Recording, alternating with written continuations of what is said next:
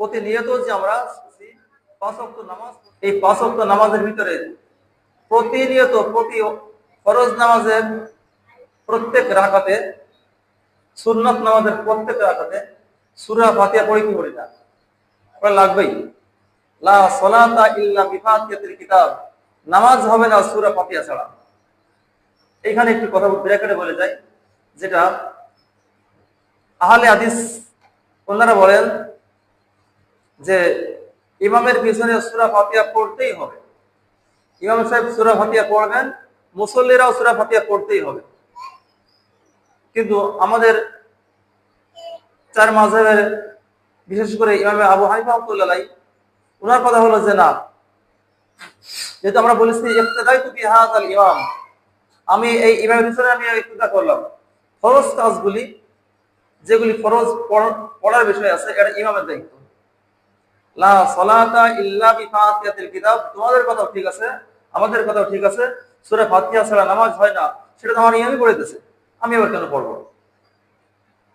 তো এখন তাদের কথা আমরা বলি, তাকে যদি প্রশ্ন করা হয়, ভাই ইমামের আগে যদি কোনো কাজ কাম করা হয় নামাজ কি হবে?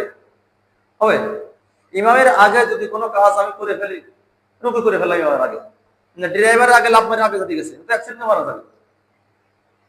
ডাক্তার থেকে বেশি বলতেছে, ড্রাইভারের থেকে আগে অগ্রসর হতে যাচ্ছে।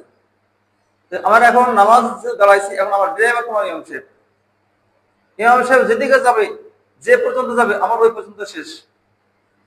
তো আমি যদি ইমামের আগে অগ্রসর হই, পাগলেও বলবে তোমার নামাজ হবে না। এখন নাই বুঝলাম যে ইমাম সাহেব যেহেতু ফজরের নামাজে, মাগরিব এশার নামাজে সূরা ফাতিহা জোরে পড়ছে, তাই তুমি পড়তেছো পিছনে শুনে শুনে, যে আমি পিছনে থাকার চেষ্টা করি। তারা ইমাম সূরা ফাতিহা পড়ে। তো এখন জোহরের নামাজে, আসরের নামাজ তুমি কি করবো? জোহর আর আসর তুমি জোরে একটা পড়তেছে না, তখন তো তুমি সূরা ফাতিহা পড়ো, ইমাম সাহেব দেখা যাচ্ছে ধীরগতি পড়তেছে, তুমি তো ইমাম সাহেব আগে পড়ে ফাতিহা শেষ করে নিলে, তাই কি নামাজ হবে? ইমাম আগে সূরা ফাতিহা শেষ করে নিয়েছে।